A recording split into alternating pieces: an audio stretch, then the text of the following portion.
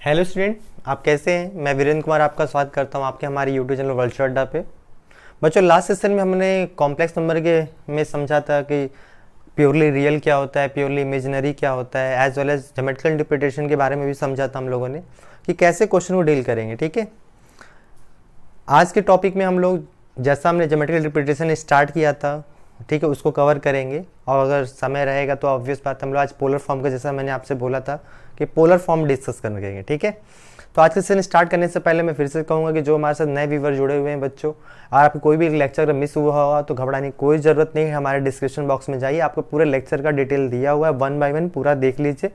अगर उसके रिगार्डिंग कोई भी टॉपिक में कन्फ्यूजन हो, डिस्कशन करना चाहते हैं, कोई चीज़ नहीं समझ में आ रहा है, पूछना चाहते हैं, तो हमारे कमेंट बॉक्स में शेयर करिए। आपको नेक्स्ट लेक्चर में हम लोग जरूर से इंक्लूड कर लेंगे। ठीक है, या अलग से मैं डाउट सेशन चला के अलग से कोई क्लास लेके उसमें आपकी चीज़ें कवर करा दूंगा। ठीक है, और जो हमारे साथ पुराने व्यूवर जुड़े हुए हैं, पुराने स्टूडेंट्स हैं, मैं उनसे फिर से कहूँगा बच्चों, पूरा वीडियो देखा करिए और इसे अपने दोस्तों में, कलीग में शेयर करिए, जिससे आप जो बेनिफिट उठा रहे हैं इस लॉकडाउन में वो भी बेनिफिट उठाएं। और पढ़ते रहिए, हमारे से जुड़े रहिए हमारे चैनल पे। ठीक है, चलिए आज के लेक्चर स्टार्ट करते हैं। तो लेक्चर के स्टार्ट करने में देखिए मैंने क्वेश्चन लिया हुआ है, कह रहा है फाइंड द लोकस। ठीक है, तो जो बच्चे 11th में पढ़े होंगे, लोकस की हम लोग बात करते थे, याद होगा। लोकस मतलब क्या होता है, जो ट्रेजेक्ट्री बनाता है बच्चों, वो पॉइंट जिससे मिलाने से जो पाथ तैयार होगा उसको लोकस कहा जाएगा।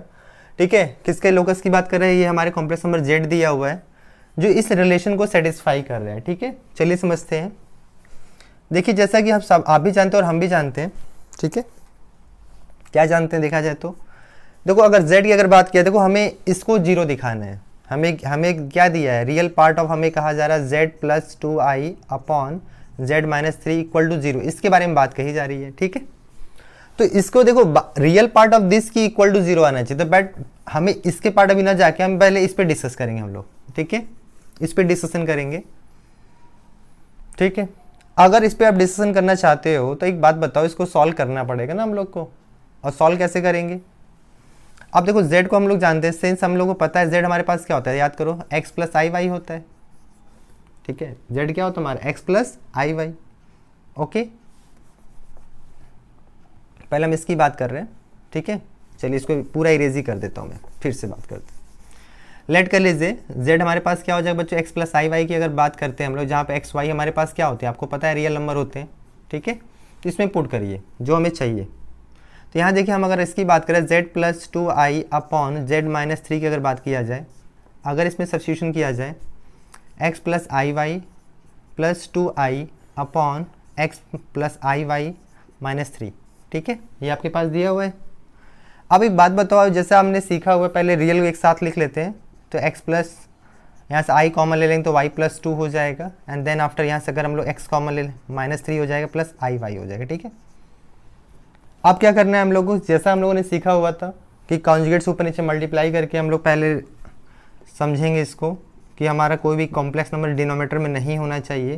तो यहाँ प्लस आई है तो क्या रिप्लेस कर देंगे, माइनस से रिप्लेस कर दीजिए आप। ठीक है, अब रिप्लेस करोगे तो क्या आएगा, तो अगर इसका मल्टीप्लाई करो, देखो x इंटू एक्स माइनस 3 आ जाएगा, और इसका हिस्सा करो तो माइनस आई स्क्वायर हो जाएगा।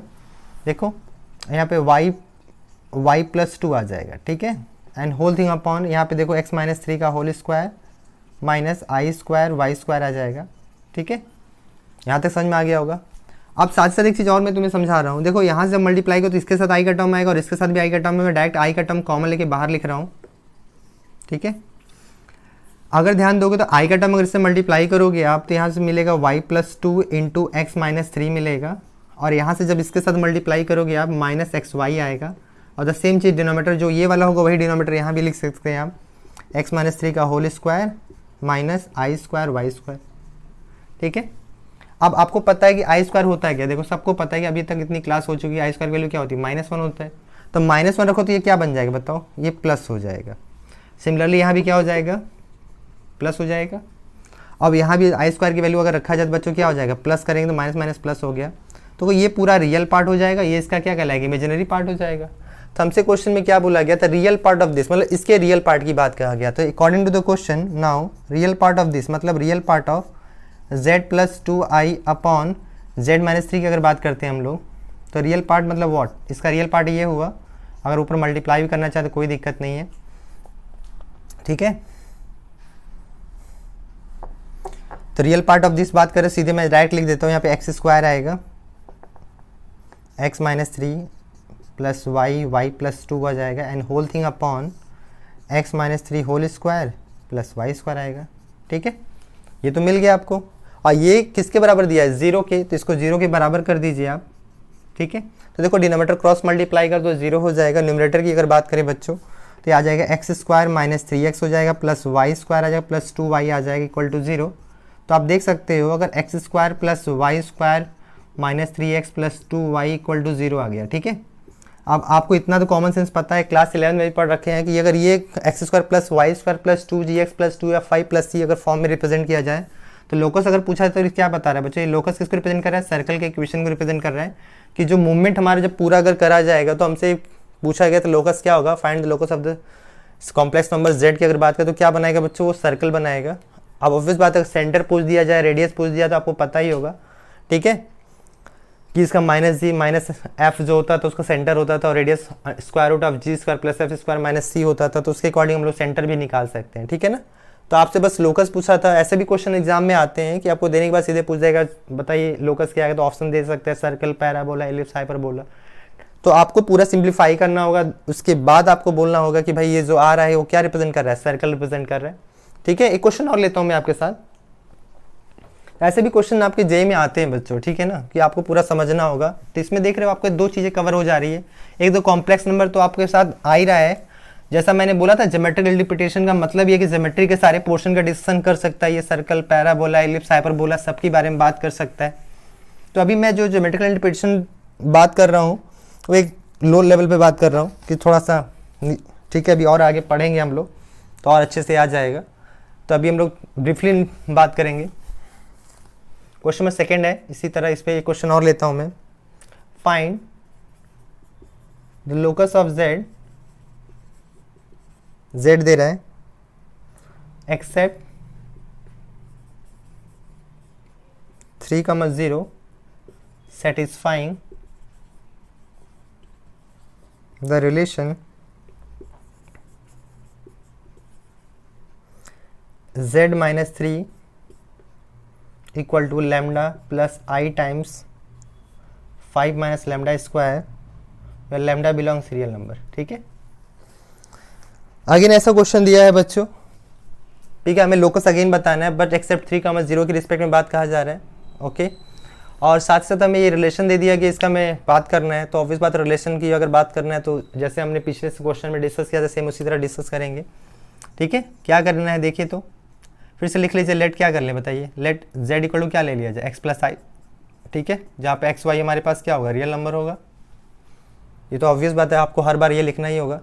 अब देखो इसमें अगर रखोगे आप जो गिवन है, इस रिलेशन के रिस्पेक्ट में बात करना है, तो हमें गिवन क्या था, हमें गिवन है z minus three equal to lambda times plus i times of 5 minus lambda square. ठीक है, अगर मैं z की वैल्यू यहाँ पुट कर दूँ x plus i y minus three हो गया, यहाँ पे lambda times plus i times of 5 minus lambda square. ठीक है, तो रियल टर्म एक साथ लिख लेते हैं, इमेजिनरी टर्म एक साथ लिखा जाए तो पहले समझते हैं। पहले x माइनस थ्री लिख देता हूँ मैं इस तरह, और यहाँ पे आई वाई लिख देता हूँ, और यहाँ पे lambda plus i times square root of 5 minus lambda square. तो यहाँ फिर से लिख लीजिए कंपेयरिंग या इक्वेटिंग, जो लिखना है लिख लीजिए, comparing real and imaginary part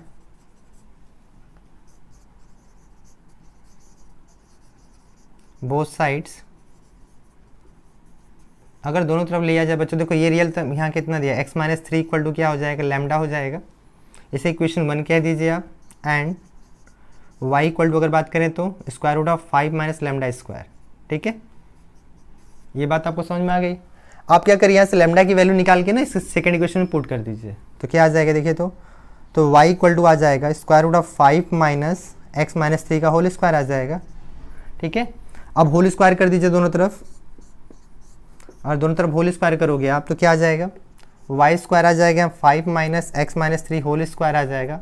और सबको एक साइड राइट हैंड साइड से लेफ्ट हैंड साइड शिफ्ट कर लो आप, तो एक्स माइनस थ्री का whole square plus y square minus 5 equal to 0 आ जाएगा।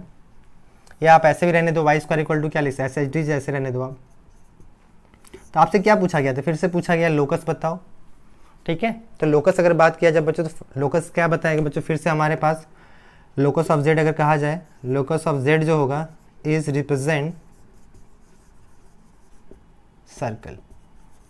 ठीक है, तो आपको ये आंसर हो जाएगा कि जो लोकस ऑफ जेड है बच्चों किसको रिप्रेजेंट करेगा, अगेन सर्कल को। स्टैंडर्ड इक्वेशन ऑफ सर्कल आपको पता होगा, स्टैंडर्ड इक्वेशन ऑफ सर्कल क्या होता था, x माइनस एच का whole square y minus k का whole square equal to r square होता था।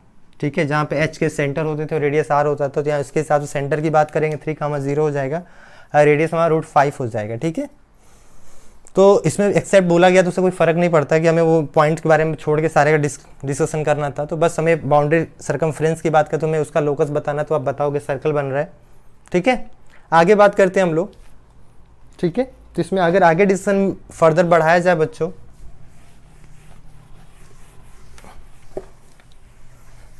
जैसा मैं कह रहा हूँ वैसा देखा जाए तो कॉम्प्लेक्स नंबर टॉपिक बहुत वास्ट है, ठीक है, लेकिन आपको मैं पर डे ज़्यादा नहीं पढ़ाऊंगा, टॉपिक वाइज थोड़ा थोड़ा करके पढ़ाऊंगा कि आप पूरा कवर भी कर लेंगे, आपको पता भी नहीं चलेगा कि आपने कब पूरा पढ़ लिया। ठीक है, तो आप बात करते हैं बच्चों सेक्शन फार्मूला पे।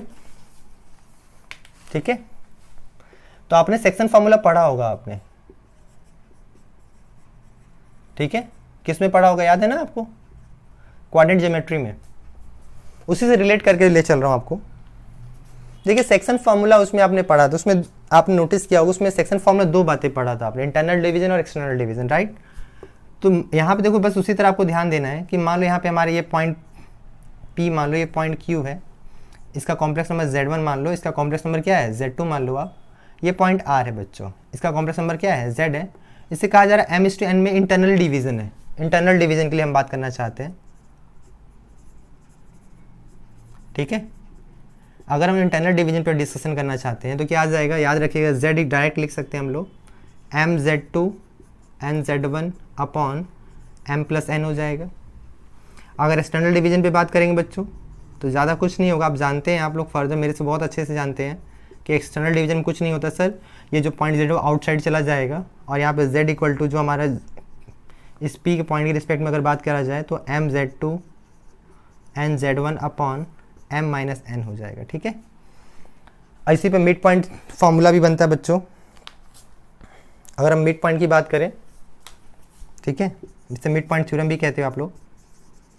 मिड पॉइंट अगर बात करें बच्चों, उसी तरह यहाँ भी बात कर सकते हो कि m/n जो होगा क्या हो जाएगा बताओ, 1:1 हो जाएगा। तो हमारा जो Z हो जाएगा वो क्या हो जाएगा, Z1 + Z2 डिवाइड बाई 2 हो जाएगा। ठीक है, मतलब ये जो रेशियो होगा वो 1:1 का हो जाएगा। ये Z1 है, ये हमारा Q पॉइंट Z2 है, ये हमारे पास R पॉइंट है Z जिसे हम कह रहे हैं, ये 1:1 में हो जाएगा। ठीक है, तो इसके हिसाब से ये हो गया। सेंट्रॉइड ऑफ ट्रायंगल की अगर बात करें बच्चों, सेंट्रॉइड ऑफ ट्रायंगल, ठीक है,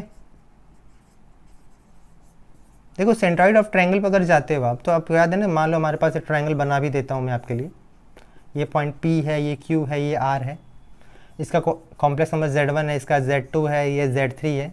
तो सेंट्रॉइड की अगर बात करें बच्चों, सेंट्रॉइड क्या होता है आपको पता ही होगा, सेंट्रॉइड किसे कहते हैं, the point of intersection of the median. ठीक है, मीडियन का जो इंटरसेक्शन पॉइंट होता है बच्चों वही इसका होता है। मतलब अगर मैं इसके मीडियन ड्रॉ करूँ एक यहाँ पे, इसका मीडियन इधर ड्रॉ करूँ और इसका मीडियन इधर मैं ड्रॉ करूँ, तो ये जो आएगा बच्चों यही आपका सेंट्रॉइड होता है।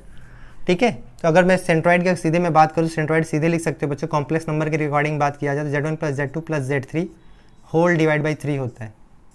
अगर आपको कहीं भी कन्फ्यूजन लगे मैं फिर से बोलूँगा कि अगर आपको Z1 को x1 + i/y1 लिख लीजिए, Z2 x2 + i/y2 लिख लो, अगर Z3 को x3 + i/y3 लेके, जैसे मैंने रियल टर्म इमेजिनरी टर्म को कंपेयर करता था, अगर निकालोगे तो वही पूरा डिटेल आपको कोऑर्डिनेट ज्योमेट्री में मिलेगा बच्चों। ठीक है, आपको घबराने की एकदम ज़रूरत नहीं है, ये बात ध्यान रखिएगा, पूरा का पूरा कोऑर्डिनेट ज्योमेट्री कंसेप्ट मिलेगा। ठीक है, कि यहाँ पे x2 mx2 + nx1 upon m+n my2 + ny1 upon m+n हो जाता था। यहाँ पे बात करो तो x1 + x2 + ऐसे divide by 3 y1 + y2 + y3 divide by 3 हो जाता था। ठीक है, तो ये बात आपको क्लियर होगी जहाँ तक मैं समझ पा रहा हूँ। इस पर एक क्वेश्चन लिया जाए तब समझ में आएगा कि हमने क्या समझा है।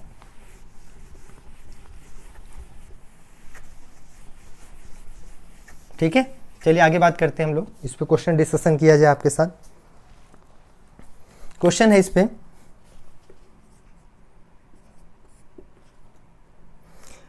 इफ आपको दिया हुआ given that z1 equal to दिया है बच्चों 2 + 5i, z2 इक्वल टू दिया है आपके पास लैम्डा + i, ठीक है। It is given that z1 and z2 2 times of z1 plus z2 are collinear. Find the lambda. ठीक है। अब देखो आपके पास कंसेप्ट ये है, आप कैसे करना चाहते हो आप, ठीक है। आपको अगर कभी कोई क्वेश्चन समझ में नहीं आए कॉम्प्लेक्स नंबर में, तुरंत आप उसको सेम एज पॉइंट तुरंत कॉम्प्लेक्स नंबर को कोऑर्डिनेट में चेंज कर लीजिए। जैसे मैंने कल वाली क्लास में आपको समझाया था, z हमारा क्या होता था, x + i y अगर लिखते थे हम लोग, z इक्वल टू अगर x + i y होता था, जहाँ पे x y हमारा क्या होता था, रियल नंबर होता था। जब कोऑर्डिनेट ज्योमेट्री में हम बात करते हैं बच्चों, z को हम लोग क्या लिख देंगे, z के रिस्पेक्ट में जो हमारा पॉइंट p होता था वो कोऑर्डिनेट क्या बताता था, x, y बताता था, तो ये आपको z को रिप्रेजेंट करता था, ठीक है। तो सेम वे अगर आपको कभी भी ऐसा लगे कि हम z1 z2 इस तरह कॉम्प्लेक्स नंबर में डील नहीं कर पा रहे, तो सीधे आप कोऑर्डिनेट ज्योमेट्री में डील कर सकते हैं। चलिए यहाँ पे देखते हैं। अगर z1 को अगर हम लोग देखिए क्या लिखा है, 2 + 5i दिया हुआ है, z2 की अगर बात करें हमारे पास लैम्डा + i दिया हुआ है, और 2 टाइम्स ऑफ z1 + z2 की अगर बात करें तो पहले 2 टाइम्स मल्टीप्लाई कर लेते हैं, प्लस z2 लैम्डा + i हो जाएगा, तो 2 2 जा 4 हो जाएगा, यहाँ देखिए 4 + लैम्डा हो जाएगा, यहाँ पे 2 5 जा 10 हो जाएगा, 10 + 1 11i हो गया, ठीक है। अगर मैं इसका p q r तीनों मान लिया जाए, तो अगर p पॉइंट मान लिया जाए, कोऑर्डिनेट अगर फॉर्म में लिखूँ तो इसका कोऑर्डिनेट क्या लिख सकता हूँ, 2, 5 लिख सकता हूँ, q का कोऑर्डिनेट लैम्डा, 1 लिख सकते हो आप, और r का कोऑर्डिनेट क्या लिख सकते हो, 4 + लैम्डा, 11 लिख सकते हो। ये तो सीधे सिंपल सा पॉइंट हो गया बच्चों, ठीक है। अब कहेंगे सर कैसा पॉइंट, समझ नहीं पा रहे हम लोग। चलिए, अगर आपको याद है जब एरिया ऑफ ट्रायंगल 0 आ जाता था तब कोलिनियर दिखा देते थे। कोऑर्डिनेट ज्योमेट्री में अगर याद होगा आपको, जब एरिया ऑफ ट्रायंगल क्या दिखा देते थे, 0। तो अगर मान लीजिए हम पहले आपको याद दिला देते हैं कि हमारे पास वहाँ पे हमने जो पढ़ा था, वहाँ पे ऐसा कुछ पढ़ा था x1 y1, ठीक है। ये कोऑर्डिनेट ज्योमेट्री में जो पढ़ा था पहले उसको याद दिला देता हूँ मैं, x2 y2 एंड r जो पॉइंट था हमारे पास x3 y3 था। r कोलिनियर अगर हम लोग पढ़ते थे बच्चों, if and only if area of the triangle P Q R क्या होना चाहिए, 0 होना चाहिए, ठीक है। ये हमने पढ़ा था।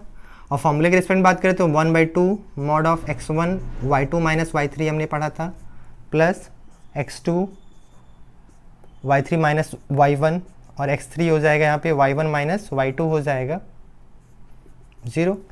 तो इसको इधर भेज दीजिए, तो फाइनली आपके पास क्या मिल जाएगा, formula x1 y2 - y3 plus x2 y3 - y1 x3 y1 - y2 equal to 0 आ गया यहाँ से, ठीक है। तो ये बात तो क्लियर हो गई आपको, इसमें कोई डाउट तो होगा नहीं।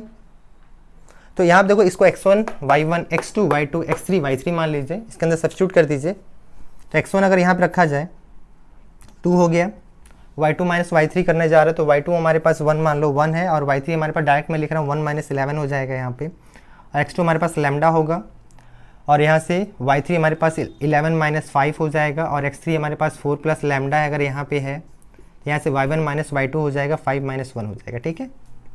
तो यहाँ देखो कितना है, -10 आएगा, -2 का मल्टीप्लाई करें तो -20 हो जाएगा। यहाँ पे देखो, यहाँ से बचेगा 6 लैम्डा हो जाएगा, और यहाँ से देखो 4 लैम्डा, यहाँ से 4 बचेगा, 4 का 4 से मल्टीप्लाई कर 16 आ जाएगा, 4 लैम्डा इक्वल टू 0 हो जाएगा। तो 4 + 6 कितना हो जाएगा आपके पास, 10 लैम्डा हो गया। यहाँ से बचेगा -4 इक्वल टू 0, तो लैम्डा इक्वल टू 4/10 हो जाएगा, राइट, या 2/5। तो लैम्डा की वैल्यू जो आगे बच्चों आपके पास लैम्डा पूछा गया था, तो लैम्डा की वैल्यू आप क्या बता दोगे सर, 2/5 आएगा, ठीक है। एक बार देख लीजिए, क्योंकि समझना बहुत इंपॉर्टेंट है। रटेंगे कितना बच्चों आप, आज रटेंगे फिर भूल जाएंगे।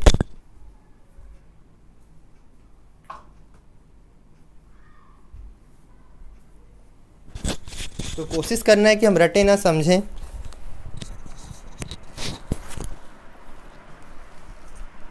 ठीक है, आई होप आपको ये बात क्लियर हो गई होगी, ठीक है। आगे बात करते हैं हम लोग।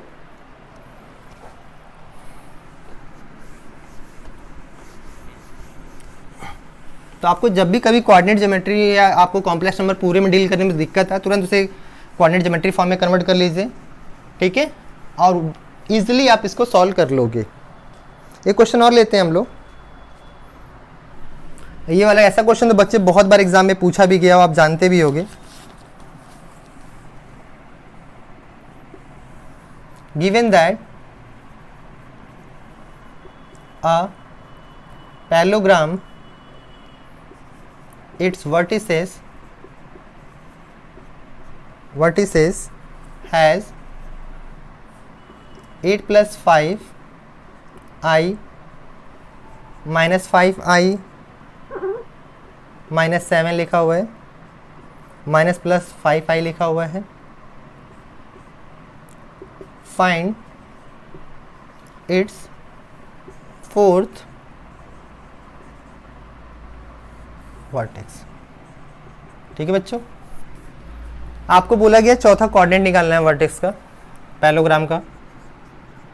ठीक है, देखो पैरेललोग्राम दिया है तो आप पैरेललोग्राम हो, चाहे रेक्टेंगल हो, चाहे स्क्वायर हो, चाहे रोम्बस हो, उसमें एक प्रॉपर्टी आप जानते हो, वो प्रॉपर्टी आपको बहुत अच्छे से पता है कि डायगोनल का जो पॉइंट ऑफ इंटरसेक्शन होता है बच्चों, दोनों का सेम होता है। जैसे मान लो P हो गया, ये हमारा Q है, ये R है, ये S है, तो ये जो आप लाइन इसका डायगोनल बनाया और ये जो डायगोनल बना रहे हो, ये जो डायगोनल है आपका point of intersection of both same होता है। मतलब इसका जो मिड पॉइंट इधर से होगा, इधर से दोनों का सेम हो जाएगा। अगर आप चाहो तो कोऑर्डिनेट फॉर्म में, जैसे मैंने बोला, इसे कोऑर्डिनेट फॉर्म में लिख सकते हो। इसको क्या लिख सकते हैं, 8,5 लिख दीजिए एक्स और वाई के रिस्पेक्ट में। इसको -7 -5 लिख दीजिए, पहले एक्स फिर वाई बच्चों, फिर यहाँ पे -5 लिख दीजिए, इसको अल्फा बीटा लिख दीजिए। आपसे इसी का कोऑर्डिनेट पूछा गया कि इसका कोऑर्डिनेट बताओ आप। ठीक है, तो अब जैसा मैंने बताया मिड पॉइंट थ्योरम भी मैंने समझाया था आपको, बस उसमें बस यूज़ करना है। अगर मान लीजिए हम लोगों ने, जैसा मैंने बोला, अगर पी आर का मिड पॉइंट निकाले, mid point of P R, ठीक है, तो क्या आ जाएगा, दोनों को जोड़ दीजिए, डिवाइड बाई 2 हो जाएगा, 5 + 5 डिवाइड बाई 2 आ गया। दैट मीन्स यहाँ से आपको मिल गया 3/2, यहाँ से मिल जाएगा 10/2। And mid point of Q S की अगर बात करें बच्चों, तो क्या आ जाएगा, अल्फ़ा -7 डिवाइड बाई 2 हो जाएगा, बीटा -5 डिवाइड बाई 2 हो जाएगा। और जैसा मैंने बोला है कि दोनों का मिड पॉइंट सेम रिप्रेजेंट करेगा, अकॉर्डिंग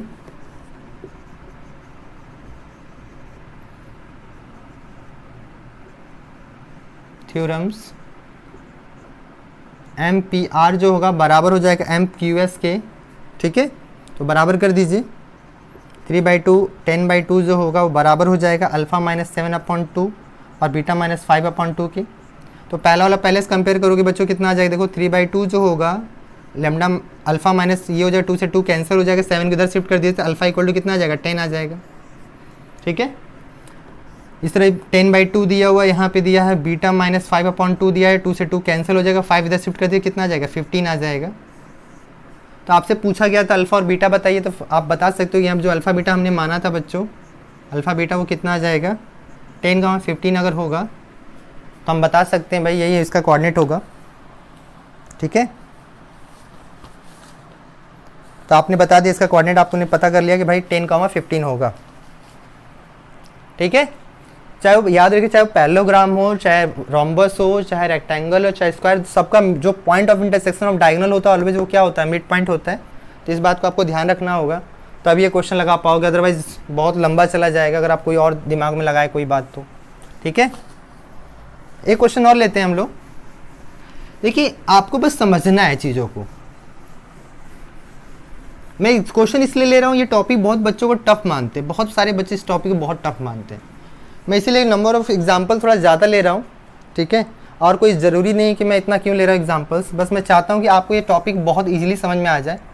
ठीक है, जैसे क्वेश्चन है, given Z1 Z2 and Z3 are 3 complex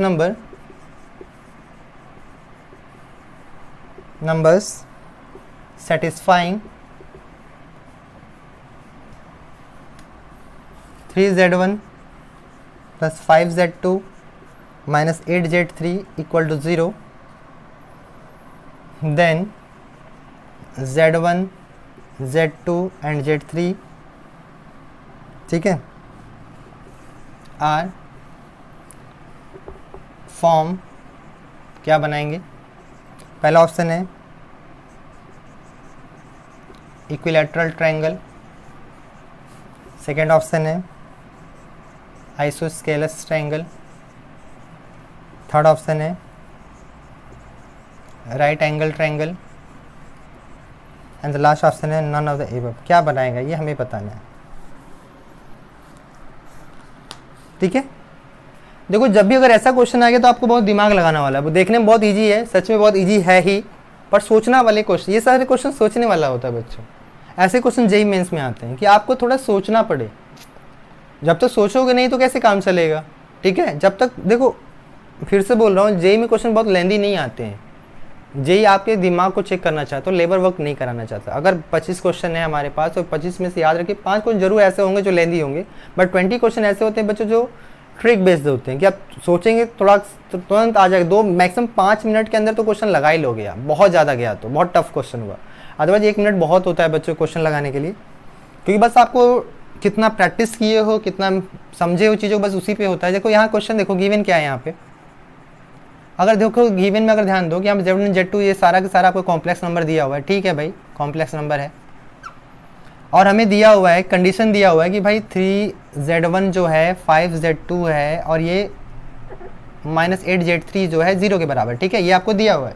8Z3 को राइट हैंड साइड शिफ्ट कर दो तो ऐसा लिख सकते हैं हम लोग, या Z3 इक्वल टू ऐसा लिख सकता हूँ मैं 3Z1 + 5Z2 अपॉन 3 + 5 लिख सकता हूँ मैं। तो देखो ये कंडीशन अगर थोड़ा सा याद करो, मैंने अभी थोड़ा देर पहले लिखवाया था MZ2 NZ1 ऐसा कुछ पढ़ाया था ना मैंने आपको। ये किसका था याद करो, ये किसके लिए पढ़े थे ऐसा कुछ? सेक्शन फार्मूला पे। मतलब सेक्शन फार्मूला के रिस्पेक्ट में अगर सोचा जाए इसके लिए, अगर ऐसा सोचो आप कि यहाँ पे Z1 हो, यहाँ पे Z2 हो और यहाँ बीच में कहीं Z3 है, ठीक है, ये 3 टाइम्स है, ये 5 टाइम्स है। तो ये देखो ये क्या कर रहा है, एक लाइन पर ना लाई कर रहे हैं बच्चों। तो इससे जो ट्रायंगल, इससे तो जो फॉर्म होने वाला, ना ही इक्विलैटरल ट्रायंगल बनेगा, ना ही आइसोस्केलस ट्रायंगल बनने वाला, नहीं राइट एंगल। तो कौन सा ऑप्शन सही हो जाएगा? डी ऑप्शन हो जाएगा बच्चों। यहाँ लिख सकते हैं here hence Z1 Z2 Z3 are form collinear. ये कोलिनियर फॉलो करेंगे बच्चों, कोलिनियरिटी फॉलो करेंगे, ठीक है, कोलिनियर होंगे ये। आर कोलिनियर सीधे, फॉर्म नहीं, आर कोलिनियर सीधे लिखिए, ठीक है। तो आप देख सकते हो क्वेश्चन में आपको सोचना था कि अरे ऐसा हो सकता है, तो अच्छा ये लिख सकते हैं। इस पर कंसेप्ट, डायरेक्ट एक कंसेप्ट भी होता है, उस कंसेप्ट को मैं बता देता हूँ तो और जल्दी लगा लोगे आप, ठीक है। इसे इरेज कर रहा हूँ। इस पर कंसेप्ट है छोटा सा, उसको अगर याद कर लोगे तो ये क्वेश्चन और एक लाइन में लग जाएगा। एक लाइन क्या आप वर्बली कर लोगे। चलो वो समझ लेते हैं वो कंसेप्ट क्या है, ठीक है। वो कंसेप्ट ये कहता है given Z1 Z2 Z3 belong C लिखा हुआ है, सेटिस्फाइंग द रिलेशन। अगर वो कुछ रिलेशन सेटिस्फाई करे, जैसे इफ, ठीक है, A Z1 + B Z2 + C Z3 = 0 हो, such that A + B + C = 0, जहाँ पे A, B, C belongs real number है, then Z1 Z2 and Z3 are collinear, ठीक है।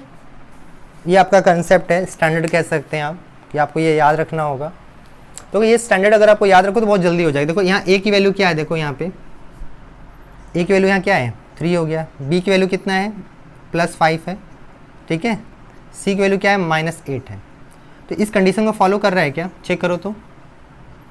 A + B + C निकालोगे, आपका आएगा 3 + 5 -8 हो जाएगा, दैट विल बी 8 - 8 हो जाएगा 0।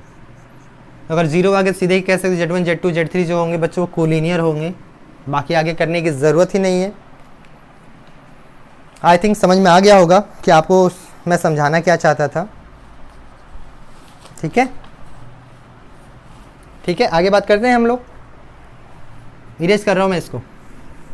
तो ये सब कंसेप्ट है बच्चों, जितना ज़्यादा नॉलेज होता जाएगा उतने क्वेश्चन थोड़ा इजी होते चले जाते हैं। आप पूरी क्लास कॉम्प्लेक्स नंबर करके देखिए, मैं गारंटी देता हूँ कॉम्प्लेक्स नंबर कोई भी क्वेश्चन आपके मेंस पेपर में आएगा चाहे एडवांस में आएगा, आप 100% करके आओगे। ठीक है, मैं इतना श्योर हूँ। बस आप प्रॉपर वैसे क्लास करते रहो। आप देखो एक आगे कंसेप्ट की बात करते हैं हम लोग। ठीक है, यदि mod of Z1 minus Z2 अगर कहीं लिखा हुआ है, क्या लिखा है, mod of Z1 minus Z2 अगर कहीं लिखा हुआ है, इसका क्या मतलब होता है? आप कहोगे इसका मतलब होता है sir distance between the point Z1 and Z2। ठीक है, अगर mod of Z1 minus Z2 का मतलब हो गया, ये आपको क्लियर होना चाहिए कि हम क्या पता करना चाहते हैं बच्चों, डिस्टेंस निकालना चाहते हैं। ठीक है, आप कह सकते हो, अगर आप लोग याद होगा डिस्टेंस फार्मूला आपने पढ़ा होगा, सबसे पहला फार्मूला आपने यही पढ़ते हो distance formula, mod of square root of x2 minus x1 plus x2 minus x1 का whole square plus y2 minus y1 का होल, वही ये फार्मूला है। अगर इसको x1 प्लस i y1 लिख लो, इसको x2 प्लस i y2 रख लो, इसका रियल पार्ट एक साथ, इमेजिनरी पार्ट एक साथ, और मैग्नीट्यूड निकाल लो, अब मॉडुलस निकाल लो, तो आपको यही मिलेगा जो मैं बता रहा हूँ। इसका डिस्टेंस फार्मूला होता है बच्चों, ये हमारा डिस्टेंस फार्मूला है। ठीक है, ये क्या है, हमारा डिस्टेंस फार्मूला है, एक बात आपको याद रखना है। ठीक है, अगर इस पर एग्जाम्पल लेना चाहूँ तो मैं ले सकता हूँ, जैसे मान लो z माइनस प्लस 2 3i है। ठीक है, इसका मतलब क्या हुआ, एक तरफ z लिखा है, माइनस 2 प्लस 3i लिखा हुआ, इसका मतलब क्या हुआ, अगर इसको हम लोग इस फॉर्म में लिखना चाहें तो क्या लिख सकते हैं, mod of z minus common ले लो, ये लिख सकते हैं कि नहीं लिख सकते, बताओ। ठीक है, इसका मतलब क्या हुआ, इसका मतलब हुआ डिस्टेंस हम निकालना चाहते हैं, डिस्टेंस फाइंड करना चाहते हैं, distance between z and the point 2, -3। या आप ऐसे भी लिख सकते हो, या सीधे कॉम्प्लेक्स नंबर फॉर्म में लिख सकते हो, 2 - 3i। इस फॉर्म में मतलब इन दोनों के बीच का क्या निकालना चाहते हो आप, डिस्टेंस निकालना चाहते हो बेसिकली। या कोऑर्डिनेट फॉर्म में 2, -3 भी लिख सकते हो आप। ठीक है, ये बात क्लियर हो गई। आगे बात करते हैं हम लोग। देखो अगर कहीं पे ये नया कंसेप्ट की बात करते हैं हम लोग, ये तो हो गया ये, अब बात करते हैं सर्कल की। ये आपका डिस्टेंस फॉर्मूला था।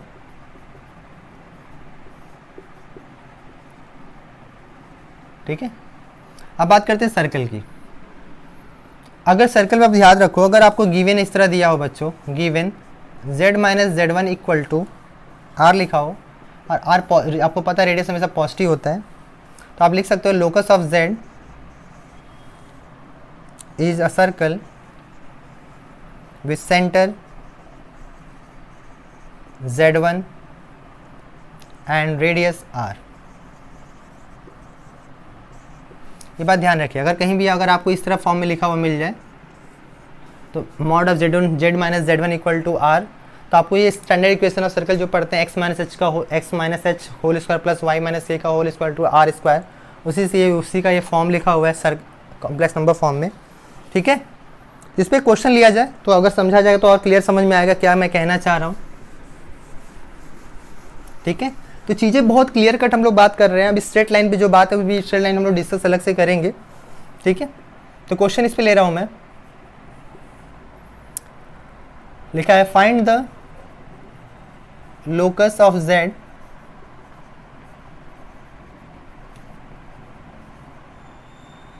satisfying the following relations। ठीक है, पहला रिलेशन की अगर हम लोग बात करते हैं,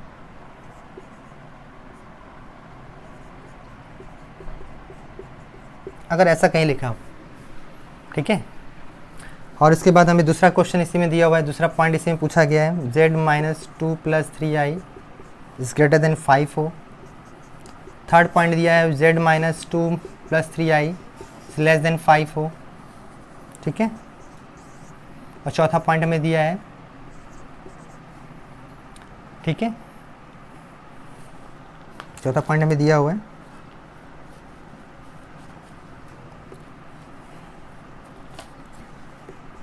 z माइनस 1 लेस देन 5 हो, ऐसा दिया हुआ है। या चलिए यहाँ पे ऐसा, ये चारों पे अलग अलग हमें डिस्कशन करना है, और ये बात समझ जाएंगे तो काम हमारा बन जाएगा कि क्या है क्या नहीं है। आई होप ये क्लियर है। तो इसके आगे बात करेंगे अब हम लोग। देखो, अगर तुम्हें एक बात समझ में आ गई भाई, अगर हम कोई सर्कल है, अगर इसके स्टैंडर्ड फॉर्म में पहले पॉइंट की अगर बात कर रहे हैं हम लोग कि भाई इसको अगर हम लिख पाएँ z माइनस कॉमन ले लें तो 2 माइनस 3i हो जाएगा इक्वल टू 5। इसको किससे कंपेयर करेंगे, कंपेयरिंग कर रहे हैं हम लोग, कंपेयर z माइनस z1 आप इक्वल टू r कह सकते हो आप। यहाँ पे r क्या होगा, पॉजिटिव होगा। तो देखो z1 जो होगा सेंटर जो कहलाएगा इसका, सर्कल का जो सेंटर होगा z1 होगा वो कितना आ जाएगा 2 माइनस 3i, और पॉइंट फॉर्म में लिखोगे तो 2 कामा माइनस 3 हो जाएगा, ठीक है। और रेडियस क्या हो जाएगा, और रेडियस जो हो जाएगा बच्चों आपके पास 5 हो जाएगा। मतलब एक सर्कल होगा जिसका सेंटर क्या हो जाएगा 2 का माइनस 3 और रेडियस 5 हो जाएगा। तो एक सर्कल बना लो आप ऐसे समझने के लिए, ये आपका सेंटर हो गया, 2 का माइनस 3 हो गया, और रेडियस क्या हो गया, रेडियस आपका ये r हो जाए, यहाँ z लाई करेगा, ठीक है। इसी को यही जो पाथ बना रही है सर्कल का बना रहा है, और रेडियस आपके पास 5 हो गया, ठीक है। तो पहले का आंसर ये हो गया कि आपको बस बताना था, रिलेशन बताना, लोकस ऑफ z पूछा जाए तो लोकस ऑफ z बता दोगे। भाई लोकस ऑफ z जो होगा इस सर्कल, ठीक है, विथ सेंटर 2 माइनस 3 और रेडियस 5 हो जाएगा। आई होप पहला वाला समझ में आ गया होगा, ठीक।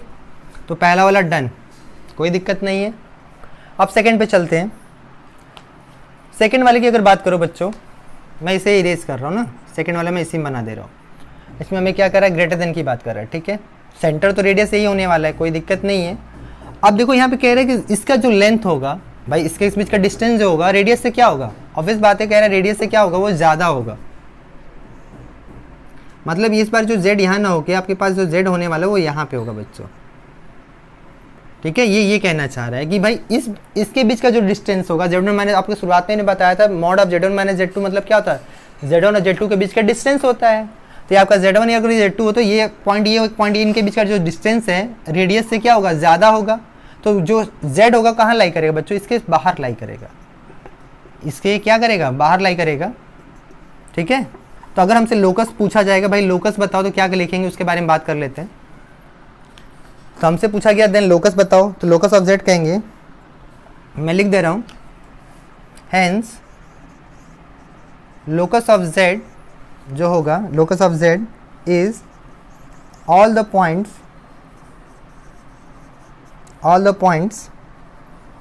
आउटसाइड द सर्कल, ठीक है, आउटसाइड द सर्कल, सर्कमफ्रेंस कर दिया जाए तो ज़्यादा अच्छा है, circumference of the circle with center 2 minus 3 and radius 5, ठीक है। ये बात क्लियर है, ये दूसरा वाला पॉइंट भी समझ में आ गया होगा, डन। अब थर्ड वाले पे चलते हैं। देखो थर्ड वाले में क्या लिखा, लेस देन लिखा हुआ था, सब कुछ वही रहेगा। अब ये जो जेड पॉइंट हो जो बाहर था बच्चों, उसे अब हटा देंगे हम लोग, हटा दिया आपने, जेड कहीं यहाँ पे होगा, ये आपका रेडियस इधर मैं बना दे रहा हूँ, ठीक है। ये आपका यहाँ से यहाँ तक रेडियस था। तो आप देख सकते हो जो आउटसाइड था वहाँ हट जाएगा, बस इनसाइड हो जाएगा।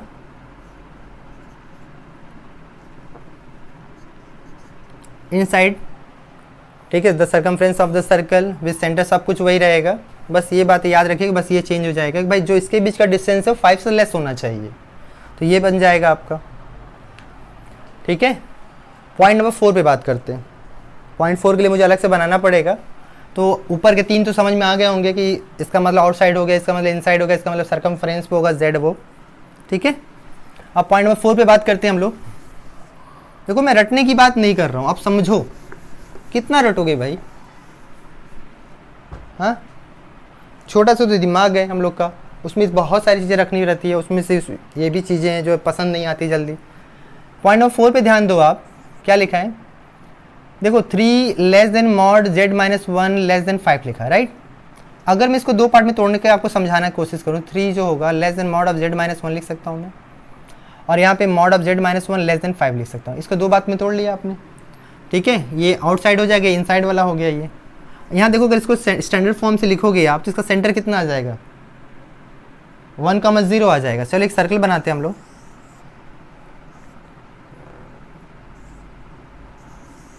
ठीक है, दोनों का सेंटर सेम है इसलिए मैं ऐसा बना रहा हूँ। ये 1,0 हो गया, ठीक है, ये सेंटर हो गया। अब इसका रेडियस 3 दिया हुआ, तो 3 आपने ये रहा रेडियस 3। तो इसके हिसाब से जो जेड होगा वो कहाँ होगा बताओ?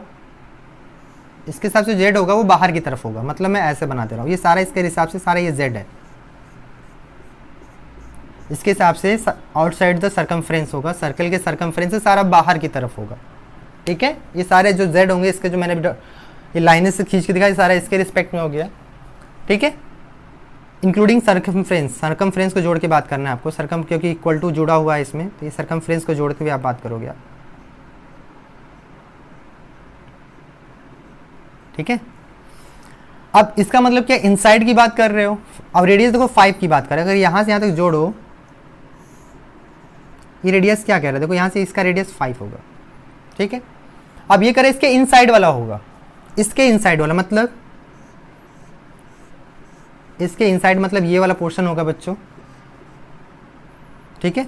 तो देखो ये जो पोर्शन आप देख रहे हो, जो ये देख रहे हो जहाँ पे ये सिंगल एक एक लाइन वाला दो लाइन वाला, देखो दोनों लाइन जो कंबाइंड दिखाई रहा है, ठीक है, यही आपका आंसर हो जाएगा। तो आप यहाँ से कह सकते हो कि भाई जो z होगा हमारा 3 और 5 के बीच वाला जो पोर्शन होगा, ये वाला पोर्शन मैं इसको ऐसे दिखा दे रहा हूँ, जिग जैग से पूरा ऐसे कर दे रहा हूँ कि ये वाला जो पोर्शन होगा आपका, ठीक है, मैं करके फिर से और डॉटेड समझा दे रहा हूँ कि ये जो पोर्शन है आपका, ये वाला, ये पूरा, ठीक है, ये पोर्शन जो होगा वो आपका आंसर हो जाएगा। जो 3 से ज़्यादा होगा और 5 से बिलो होगा, तो ये जो पोर्शन आप देख रहे हो, ये वाला सर्कल वाला पोर्शन, वही इसका आंसर हो जाएगा, ठीक है। एक क्वेश्चन बहुत अच्छा क्वेश्चन है बच्चों, वो भी लेता हूं मैं आपके लिए।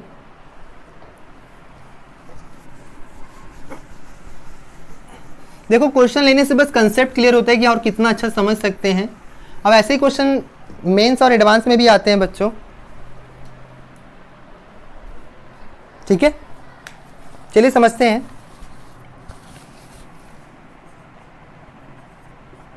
लिखा हुआ है given that a complex number z satisfying the relation mod of z 4 + 5 लिखा हुआ है, less than equal to 3, then calculate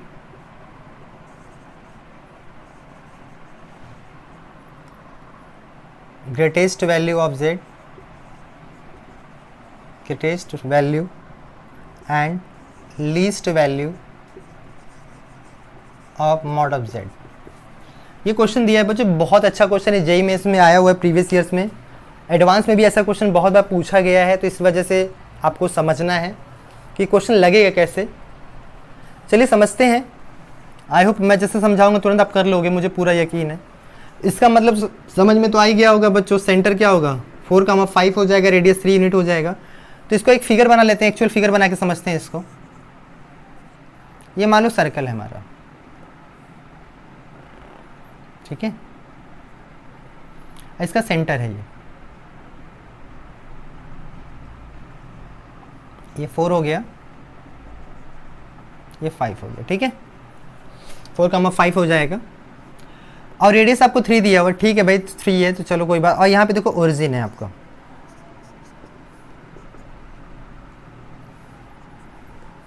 ठीक है ना, इससे हमने लिखा हुआ है। अगर आपको मैं फिर से लिख दे रहा हूँ, अगर ये गिवन होगा बच्चों तो आपको मैं जैसा भी मैंने पढ़ाया है उसके हिसाब से मैंने लिखा है कि इसका सेंटर जो होगा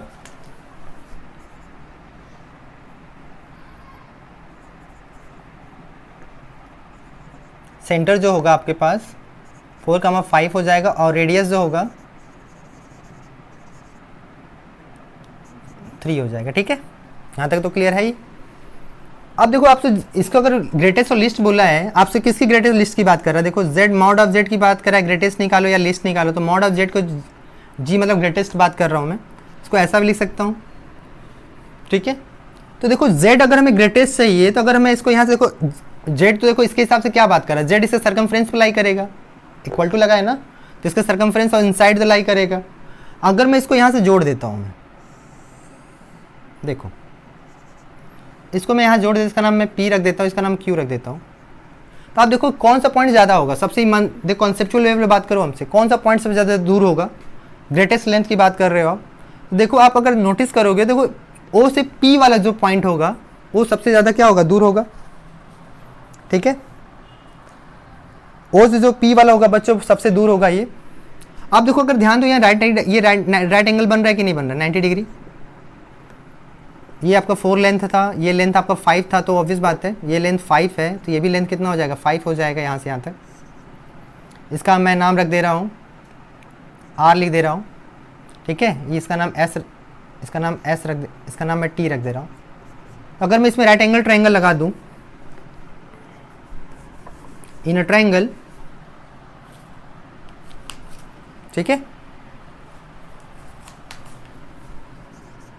इन ट्रायंगल OTR, सीधे मैं OR इक्वल टू लिख सकता हूँ, क्या आ जाएगा देखो तो, OT square plus TR square हो जाएगा। बेसिकली हमारे पास आ जाएगा 4 का स्क्वायर प्लस 5 का स्क्वायर, दैट मीन्स 4 का स्क्वायर कितना होगा, 16 प्लस 25 हो जाएगा, that will be square root of 41 हो जाएगा। मतलब यहाँ से यहाँ तक जो लेंथ होगी, यहाँ से यहाँ तक, ठीक है, ये यहाँ से यहाँ तक लेंथ जो होगी स्क्वायर रूट ऑफ 41 होगा, ठीक है। अब हमसे क्या पूछा था, हमसे पूछा था ग्रेटेस्ट वैल्यू, ग्रेटेस्ट, ठीक है। तो इसको मॉड ऑफ z माइनस 0 की रेस्पेक्ट में बात किया था हम लोगों ने। ये ग्रेटेस्ट की अगर बात करें तो हम लोग, जो कि आ जाएगा हमारे पास OP आएगा, और OP जो होगा बच्चों, और देखो हमारे पास यहाँ से यहाँ तक रेडियस हो जाएगा, तो हमें पता है रेडियस कितना दिया है, 3 दिया हुआ है ये, तो लिख सकते हो आप OR प्लस RP हो जाएगा, और OR आपके स्क्वायर रूट 41 है, प्लस 3 हो जाएगा, ये यूनिट हो जाएगा, ठीक है। एंड लीस्ट वैल्यू पूछा था हमसे, तो लीस्ट वैल्यू बताओ, z माइनस 0 करोगे आप, लीस्ट के रिस्पेक्ट में अगर बात किया जाए तो हमारे पास OQ आएगा, और OQ जो होगा OR माइनस RQ हो जाएगा। आप देखो स्क्वायर रूट ऑफ 41 में से -3 कर देना आप, जो आएगा वो आंसर हो जाएगा, ठीक है। ऐसे क्वेश्चन ही जेईई में पूछे जाते हैं बच्चों, थोड़ा सा आपको दिमाग लगाना पड़े, थोड़ा सा सोचना पड़े। इसमें आपको देखो बहुत सारी चीज़ें आपसे पूछते, सेंटर सर्कल भी आ गया आपको, पाइथागोरस थ्योरम भी आपसे समझ लिया उन्होंने, और कैसे आप क्या करना चाहते हो उसके बारे में भी डील कर लिया उन्होंने, ठीक है। तो आज क्लास आई होप बहुत पसंद आई होगी आपको। थोड़ा अलग तरीके से हम लोग सीखा सर्कल को, सब कॉम्प्लेक्स नंबर के नए तरीके से सीखा हम लोगों ने कि कॉम्प्लेक्स नंबर में कोऑर्डिनेट ज्योमेट्री का क्या रोल है। तो हमने सर्कल अभी पढ़ा है बच्चों, स्ट्रेट लाइन भी हमारे पास डिस्कशन करने के लिए है। अभी हम लोग इलिप्स, हाइपरबोला को भी डिस्कस करेंगे नेक्स्ट क्लास में। तो आज क्लास यहीं तक रहेगी बच्चों, पसंद है ज़रूर लाइक किया करिए, आपके लाइक से मोटिवेशन ज़रूर बढ़ता है हमारा, ठीक है। तो आज क्लास यहीं तक, नेक्स्ट क्लास में मिलते हैं, आगे फर्दर डिस्कस करेंगे, ठीक है। Thank you so much.